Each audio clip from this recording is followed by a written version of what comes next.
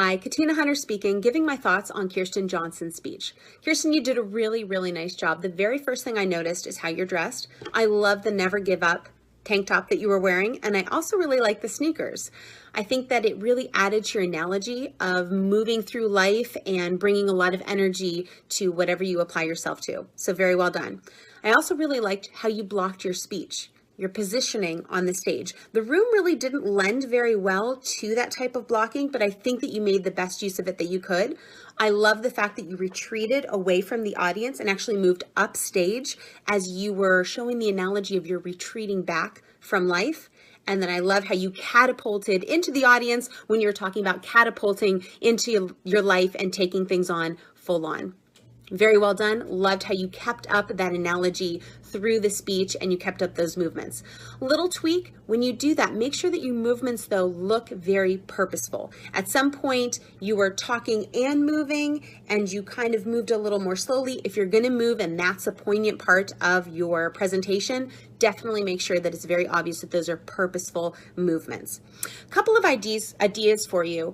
You talked about two different analogies. One you tapped into a little bit, which is being asleep through life versus being awake through life. And then you also really hit home with the tarnished diamond analogy. I would recommend that you pick one. Either one would work, but just pick one rather than giving the audience too much to think about. Secondly, I think that you need a lot more specifics with your stories. I can tell that you have some really powerful stories in there, and I think that delving a little deeper into those would be good. For example, instead of just saying some of the kids get yelled at and they're told by their parents not to do that, instead set up a little story for the audience. There's a little girl in a pink dress playing on the playground, and she is having so much fun. And just as she's about to sit on the swings, her mama goes, no, don't do that, you'll get your dress dirty. So something like that. You're talking about a kid going to college and you just say, maybe when he's going to college, his parents tell him what to study. Well, instead, add a little more detail. Give us a story.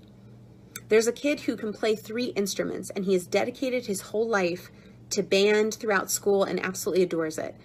And he finally gets accepted to the college of his choice and he's ready to pick his major. But instead of picking music, when the application is sent back, the box marked accounting is checked. Something with a little more depth to it. Where you can really add your depth is, I think, your own fear.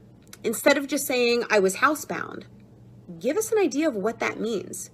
Maybe just the idea of going out to get your mail was filled with 20 minutes of a complete meltdown, panic attack, and hyperventilating just to get the mail. Give us some details. And also, I like how you gave several suggestions as to how you corrected those behaviors. You said you have 3 suggestions. You really kind of gave us 4. One of them was a sentence or 2, and then you really went into depth with the God box.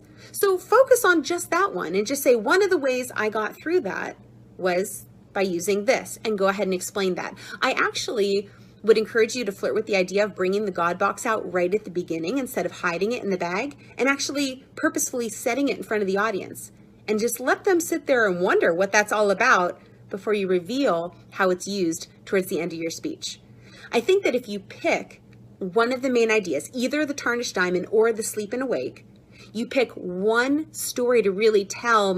I really think that your ideas with your own fear and your own struggles would be most impactful. And then picking one suggestion of how you corrected it, I think that that'll help you really narrow down the focus of your speech, and it'll also help you stay within time as well. But one of my favorite parts is the quote that you gave us. And you said that the difference between fear and courage is action. It's a great quote. Don't brush over that. I'd actually suggest that you play it up a little more in your speech, maybe repeat it throughout.